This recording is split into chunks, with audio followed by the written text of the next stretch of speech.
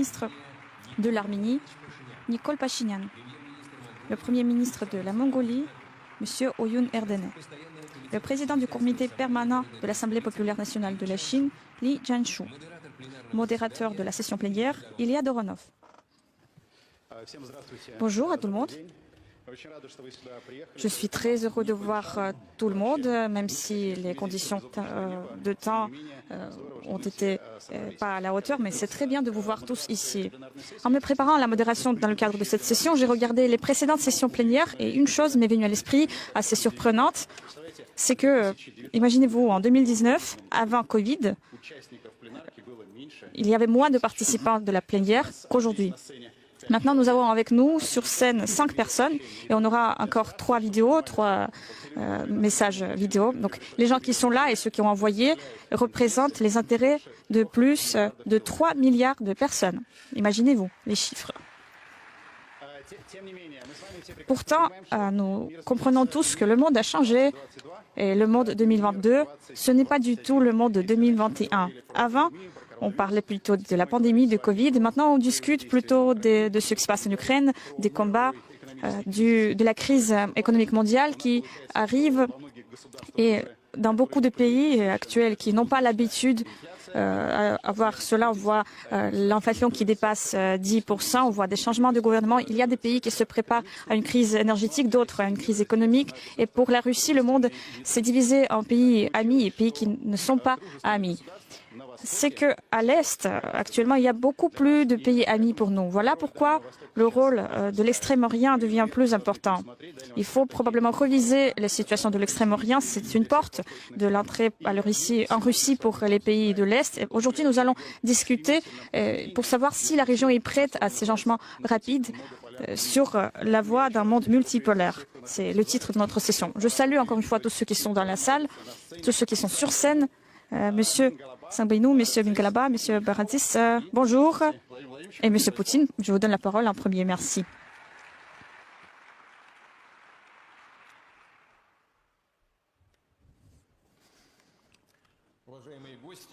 Chers invités, cher Monsieur Min Aung Hlaing, cher Monsieur Pachinian, cher Monsieur Oyun Erdene, cher Monsieur Li Jianshu, Mesdames, Messieurs, je suis heureux de vous saluer tous ici et vous remercie d'être venus au Forum économique oriental.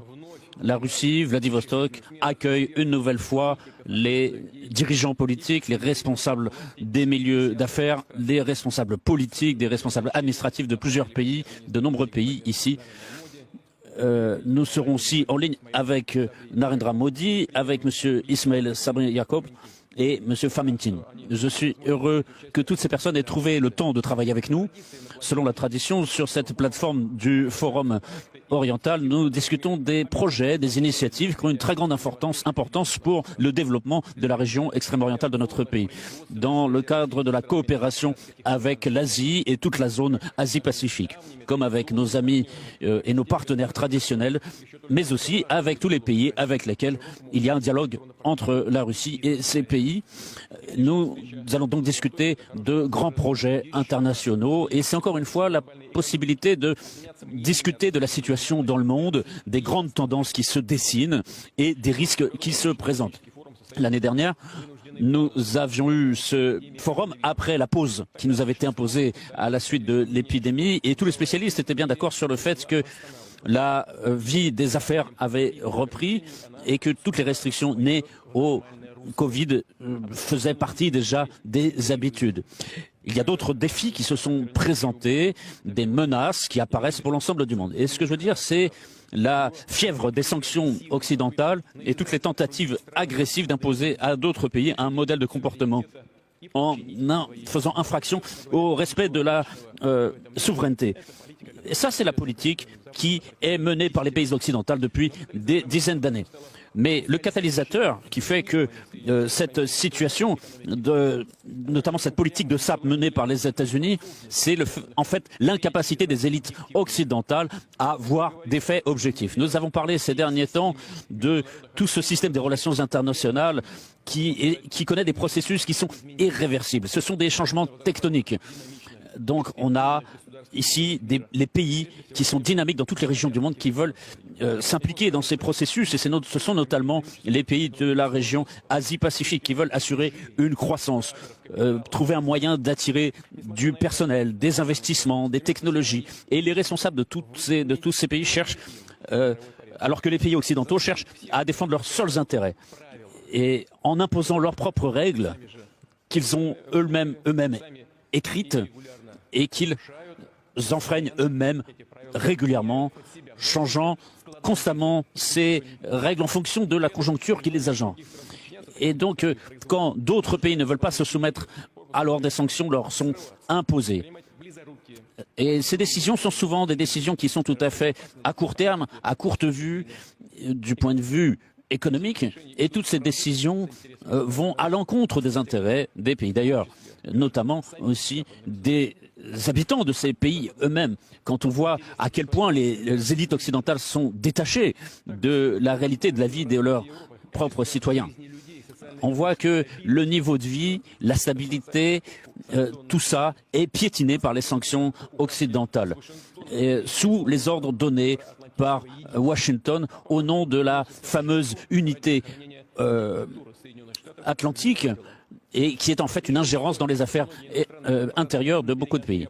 Un certain nombre de grandes entreprises ont déclaré leur volonté de quitter le marché russe parce qu'elles disaient qu'elles souffriraient plus si elles restaient.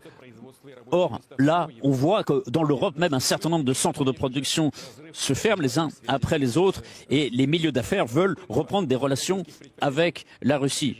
La capacité, la compétitivité de ces entreprises baisse et la plupart de ces entreprises se trouvent maintenant privées de matières premières et tout simplement de débouchés à l'international.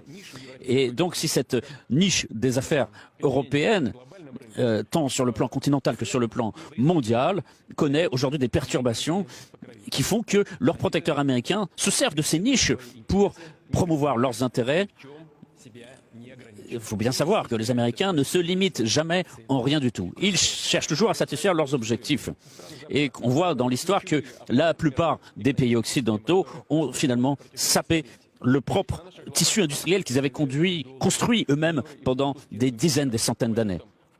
On voit aussi cette politique sur le plan monétaire, sur le plan des paiements, et petit à petit, on voit quand même une volonté de sortir du système compromettant d'utilisation d'une monnaie qui se montre de moins en moins viable. Et on voit justement les États-Unis, la statistique qui montre que le nombre de règlements en dollars ne fait que baisser.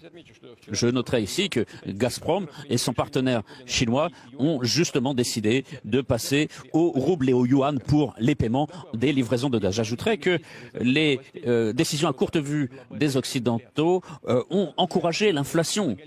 Aujourd'hui, l'inflation bat des records déjà anciens dans les économies développées. Et tout le monde sait très bien que, mais en tout cas, je le répète, c'est que au mois de juillet, l'inflation était à 8,5% aux États-Unis. Chez nous, elle était à 14 et quelques, mais en tout cas, contrairement à ce qui se passe dans les pays occidentaux, elle tend à descendre, alors que dans les pays occidentaux, elle ne fait qu'augmenter. Et je pense que les résultats à la fin de l'année nous montreront des valeurs autour de 13%, mais d'après les experts, on devrait avoir des valeurs plus honorables vers 5-6% dans le premier semestre de l'année prochaine. Nous verrons. En tout cas, c'est une tendance que nous observons et qui est positive pour nous. Quand on voit ce qui se produit dans les pays occidentaux, 7,9% en Allemagne, 9,9% en Belgique, 20,9% dans les pays baltes et même 25% en Estonie. Donc on voit que l'augmentation des prix sur les marchés internationaux constitue une véritable difficulté pour les pays les plus pauvres qui aujourd'hui se retrouvent privés de ressources, de produits alimentaires et de produits de première nécessité. Je vais donner des chiffres qui montrent le danger de ce problème. C'est que en 2019, d'après l'ONU, 135 millions de personnes ressentaient un besoin grave en besoins alimentaires. Aujourd'hui, on est au double avec 345 millions de personnes dans le besoin. Et aujourd'hui, les pays les plus pauvres perdent l'accès aux biens alimentaires de première nécessité, puisque les pays occidentaux ont racheté en grand volume les réserves, ce qui a fait augmenter les prix. Un exemple, la plupart des navires, vous savez qu'il y a eu des difficultés pour se mettre d'accord sur la nécessité d'assurer la sortie des céréales ukrainiennes et pour le bien des pays les plus pauvres. Et évidemment, nous ne pouvions pas ne pas répondre à cet appel et nous avons fait tout ce qui était possible pour que les céréales ukrainiennes puissent sortir du pays, effectivement. Et j'ai discuté avec les responsables de l'Union africaine, avec les dirigeants de certains pays africains, et je leur avais promis que nous ferions tout pour défendre leurs intérêts et assurer donc cet acheminement des céréales ukrainiennes. Nous l'avons fait avec la Turquie. Nous l'avons fait. Le résultat, c'est quoi? Je vous rends compte, chers collègues. Le résultat, c'est que si on met de côté la Turquie comme pays intermédiaire, c'est-à-dire que toutes les céréales d'Ukraine ne vont pas dans les pays en développement, mais dans l'Union européenne. D'après le programme alimentaire de l'ONU, qui donc justement apporte des aides pour les pays les plus pauvres, il y a eu seulement 2 navires qui sont arrivés dans les pays les plus pauvres. Je le souligne. C'est 2 navires sur 87. Il y a eu 60 000 tonnes de produits sur les 2 millions qui ont été apportés à ces pays les plus pauvres. Ça représente 3% qui vont vers les pays en voie de développement. Et là, je tiens à dire que, comme beaucoup de pays occidentaux européens le disent, pendant des dizaines d'années, qui agissaient comme colonisateurs, ils continuaient à le faire. Mais ils nous ont trompés une nouvelle fois. Les pays développés trompent le reste du monde. Et dans cette démarche, c'est un problème alimentaire qui, malheureusement, va se développer et s'aggraver. Et pour nous, c'est un grand regret. Et on arrive à une catastrophe humanitaire. Et il s'agit ici de réfléchir, peut-être de limiter l'acheminement de ces céréales. Et je vais en discuter avec le président turc, M. Erdogan, puisque c'est nous qui avions élaboré ce mécanisme d'évacuation des céréales ukrainiennes. Encore une fois, pour aider les pays les plus pauvres. Et qu'est-ce qui se passe dans la pratique? C'est le contraire.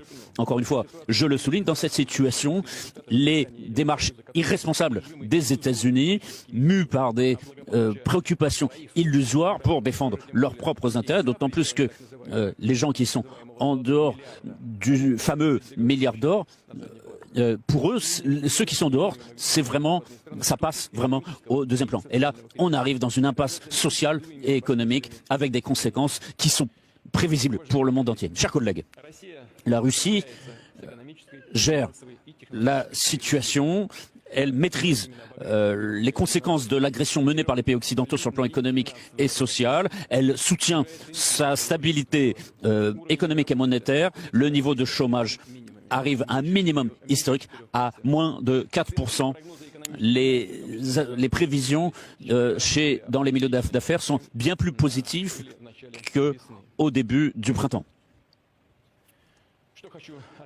Ce que je voudrais noter, c'est que oui, dans l'ensemble, la situation économique s'est stabilisée, mais bien évidemment, il y a des problèmes qui restent selon les régions, selon les secteurs et dans certaines entreprises, notamment dans celles qui étaient dépendantes des livraisons des pays orientaux, des pays européens, pardon, et qui ont livré là-bas. Donc, aujourd'hui, l'État propose un certain nombre de mécanismes ciblés pour ces entreprises.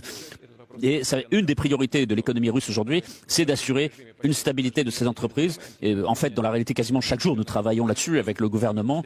Il y a des éléments de stabilisation qui sont employés, mais nous comprenons bien les risques qui se présentent aujourd'hui et tout cela est au cœur de notre attention. La Russie est un pays souverain et nous défendrons toujours nos intérêts nationaux en prenant notre propre politique. Et nous apprécions cette qualité chez nos partenaires qui, depuis de nombreuses années, nous montrent la fiabilité, la responsabilité de leur démarche dans les questions d'investissement. Et notamment, ce sont les pays de la région Asie-Pacifique et la plupart des pays de cette région ne sont pas entrés dans la logique des sanctions, mais ont tenu à préserver des relations qui se basent sur le principe de coopération et de respect des intérêts mutuels pour le bien-être de nos populations. Et là, il y a effectivement un très grand nombre d'avantages qui entrent dans le développement, pour le bien du développement économique, avec une certaine stabilité sur les marchés internationaux. Vous le savez très bien, mais je vous le rappelle, ces dernières années, le PIB des pays orientaux a en moyenne augmenté de 5%, alors que la moyenne mondiale est autour de 3% et dans l'Union européenne de 1,3%. Donc cette tendance, il faut qu'elle se poursuive. Et c'est inévitable, elle va continuer à se développer de cette façon. Et le volume de nos échanges va augmenter. Cela va représenter à peu près 50% des échanges mondiaux et cette tendance va se confirmer. Ce qui est important pour la Russie, c'est que ces liens économiques avec la région Asie-Pacifique puissent aussi contribuer au développement de la région extrême-orientale de la Russie et améliorer le niveau de vie de la population, réunir des conditions de qualité, de travail, de production. Et dans l'extrême-orient russe, il y a aujourd'hui des mesures fiscales et administratives de préférences fiscales qui ont été prises et qui sont absolument uniques et qui sont tout à fait significatives, même au niveau mondial, notamment pour les biotechnologies, la chimie et les industries propres. Le volume de cette production industrielle a augmenté d'un quart ces dernières années, ce qui est à peu près d'un tiers pour l'ensemble du pays. Donc, c'est ce développement de la production industrielle dans l'Extrême-Orient dépasse même l'ensemble de ce développement pour l'ensemble du pays. Et donc nous utilisons de nouvelles technologies, des soutiens de l'État pour faire en sorte que la compétitivité des entreprises soit assurée pour nos milieux d'affaires. Nous mettons en place des mécanismes de soutien territorial pour les régions à fort potentiel de développement, mais nous travaillons aussi avec d'autres pays en cherchant à créer un climat aussi bénéfique que possible pour les entreprises sur le plan industriel, sur le plan technologique et fiscal pour assurer le développement de la valeur ajoutée. Cela est particulièrement important, c'est notamment l'accès aux matières premières, la mise en place de nouvelles chaînes de logistique dans la coopération et aujourd'hui, c'est le seul pays, aujourd'hui la Russie, qui peut s'assurer complètement son approvisionnement en matières premières, qu'il s'agisse des produits d'hydrocarbures, en métal, différents minerais. Et cette région de l'Extrême-Orient est très importante sur le plan intérieur comme sur le plan de travail que nous faisons avec nos partenaires étrangers.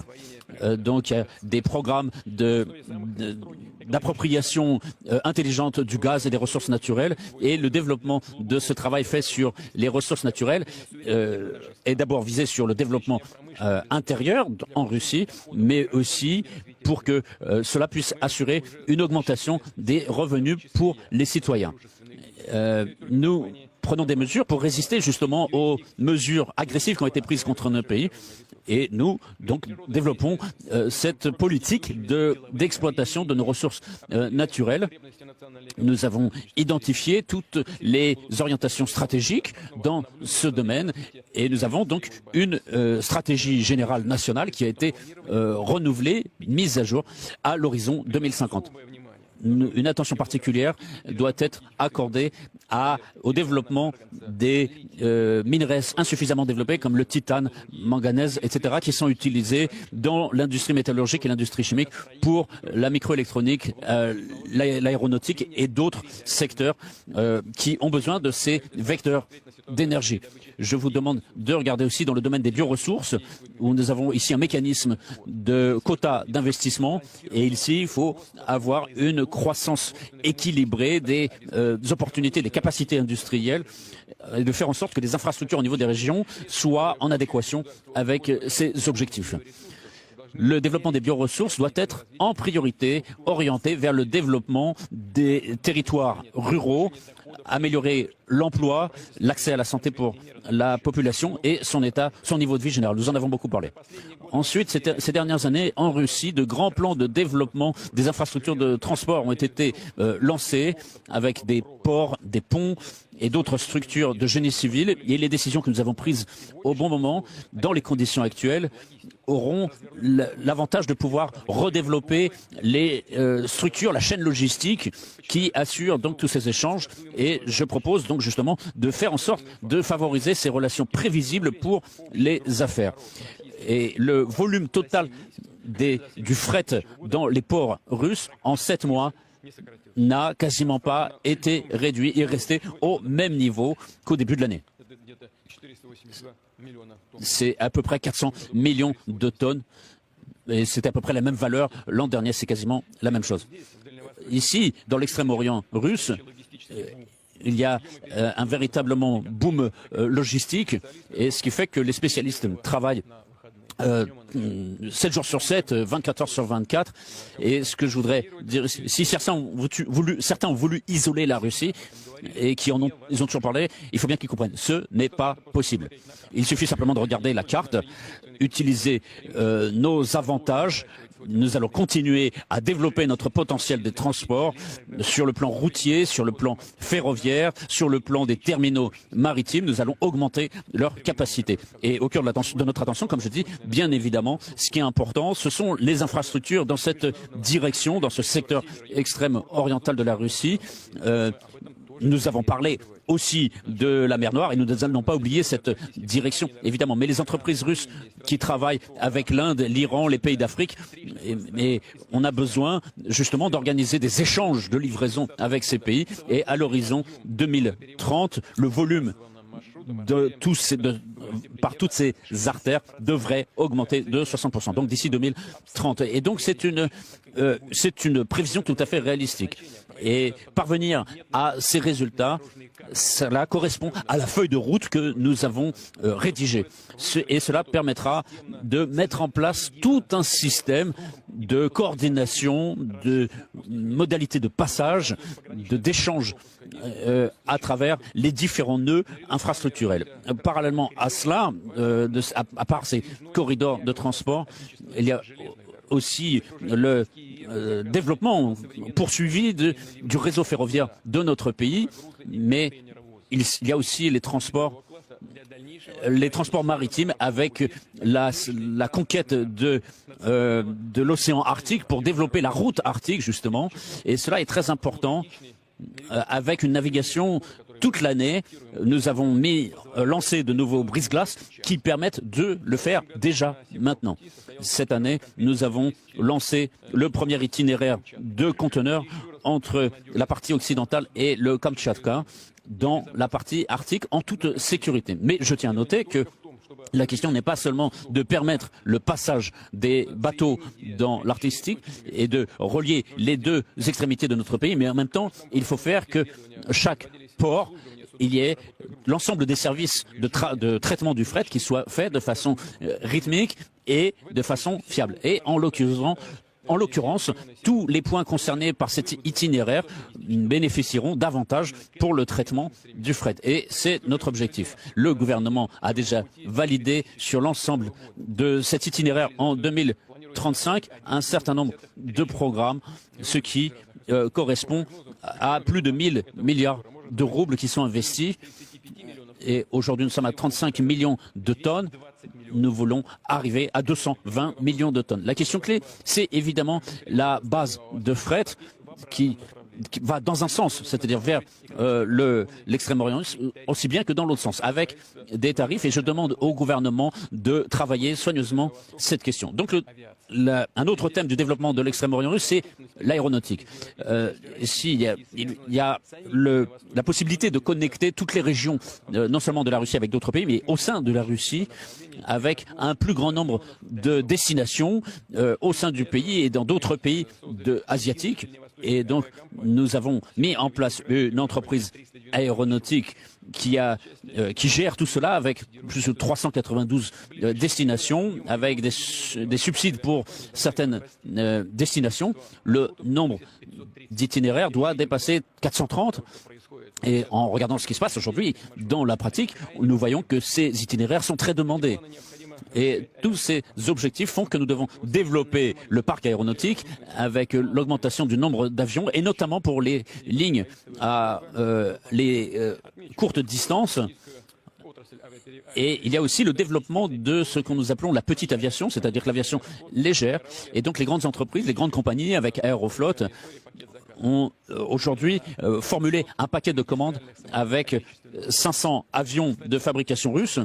Et l'accord qui a été signé entre la grande corporation d'État et l'Aeroflot, autant que je sache, a été signé en marge justement de ce forum économique oriental, et avec des chiffres impressionnants qui dépassent 3 000 milliards de roubles. Et cela, ce sera une stimulation très importante pour nos entreprises.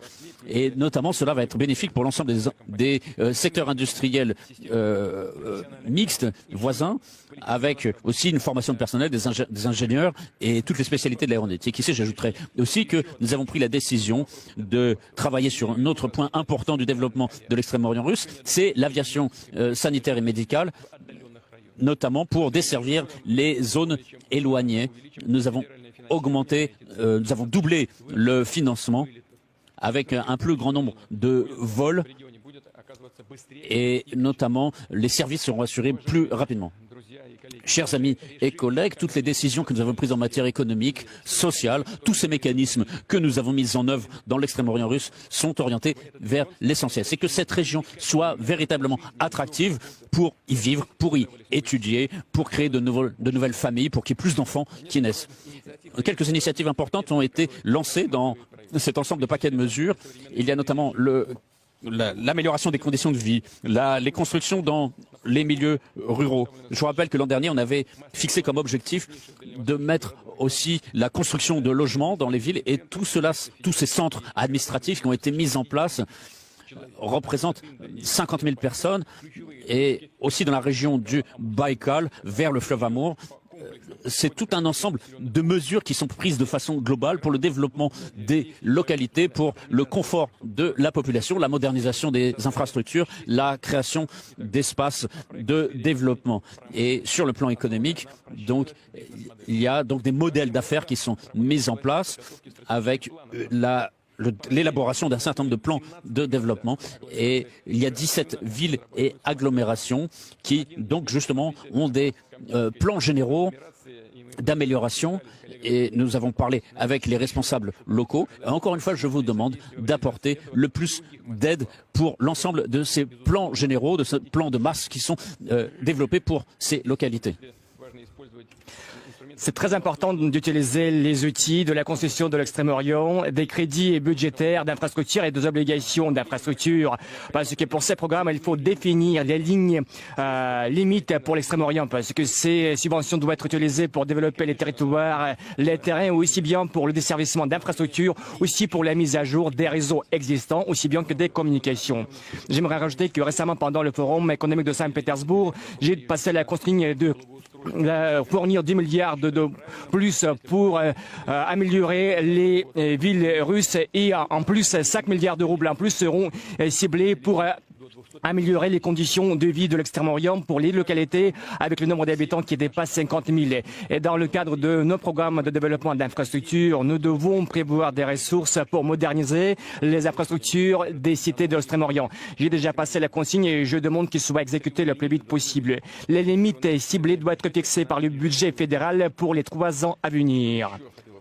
Qu'est-ce que j'aimerais signaler en plus? Nous devons accroître les volumes de la construction des résidences à l'Extrême-Orient. En plus, en utilisant tout d'abord les technologies vertes dans la construction.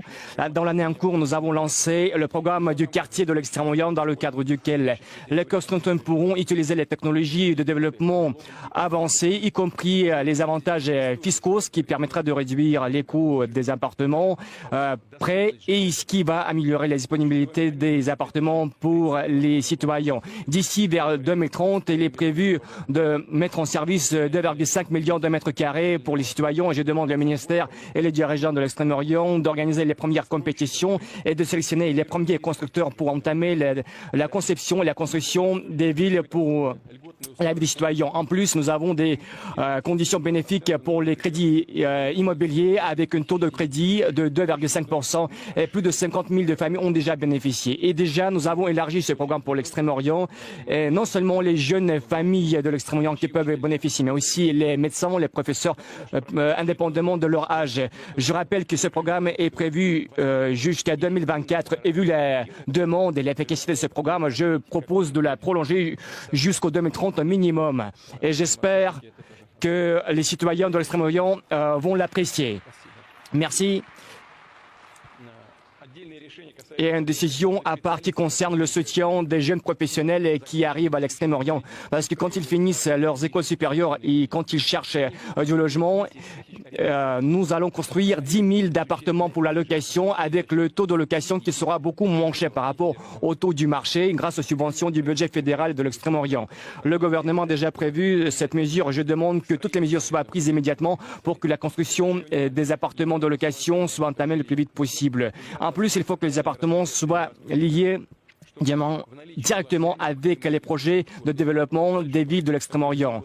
Il faut que ces logements soient vraiment demandés, il faut qu'ils soient confortables pour les gens. Parce que les régions de l'Extrême-Orient, comme des 12 autres régions russes, ont la pénurie de la main-d'œuvre. Et pour intensifier l'implication du personnel, il y a encore d'autres pas importants à prendre. Donc, d'ici 2030, dans les écoles professionnelles de l'Extrême-Orient, nous allons ouvrir plus de 9000 écoles professionnelles et nous allons lancer 29 clusters de développement professionnel. En plus, pendant l'embauche des jeunes professionnels, les milieux d'affaires vont bénéficier des avantages lors de leur embauche. En plus, nous allons améliorer la qualité de l'enseignement supérieur. Tout d'abord pour attirer les professeurs et pour intensifier la base matérielle, pour stimuler par des subventions la science pratiquée dans les écoles supérieures et aussi pour assurer le développement de l'agenda technologique aussi au sein des universités de l'Extrême-Orient parce que ces programmes font la connexion entre les écoles avec les écoles supérieures du pays comme l'Université technique de Saint-Pétersbourg, l'Institut de l'aviation de Moscou et d'autres. Nous allons soutenir bien sûr cette direction de coopération. Ensuite, pour former les professionnels de la culture et des arts, nous allons ouvrir les succursales des écoles supérieures des théâtres, des arts de Moscou et des autres à l'Extrême-Orient. Et je demande au ministère de prêter l'assistance. Parce que dans le cadre du développement de l'Extrême-Orient, nous voyons des mesures pour développer les compétences. Et grâce au soutien des agents d'initiative, nous allons lancer le projet. Allons travailler ensemble dans le cadre duquel les participants pourront bénéficier des mesures de soutien pour ouvrir et commencer leurs affaires. Et nous allons réfléchir pour le mettre à l'échelle. Et j'aimerais signaler le programme de formation des dirigeants de nouvelle génération parce que nous allons éduquer les nouveaux effectifs pour faire passer le focus sur les instituts de développement de l'Extrême-Orient. Nous avons déjà lancé ce programme et je demande aux dirigeants de toutes les régions de l'Extrême-Orient d'y participer activement. Chers collègues, en conclusion, j'aimerais souligner encore une fois que l'économie mondiale globale, tous les systèmes des relations économiques passent à travers étape complexe, mais quand même, je suis sûr que la logique de l'avantage réciproque mutuel et qui est soutenue par nos pays, dont les représentants nous voyons ici, va dominer et surtout l'utilisation et des avantages bénéficiant de la région Asie-Pacifique et la coopération bénéfique va ouvrir des conditions et des opportunités gigantesques. Nous sommes prêts à la coopération bilatérale au bien-être des peuples et nous remercions nos partenaires pour leur participation à ce travail. Merci beaucoup de votre attention.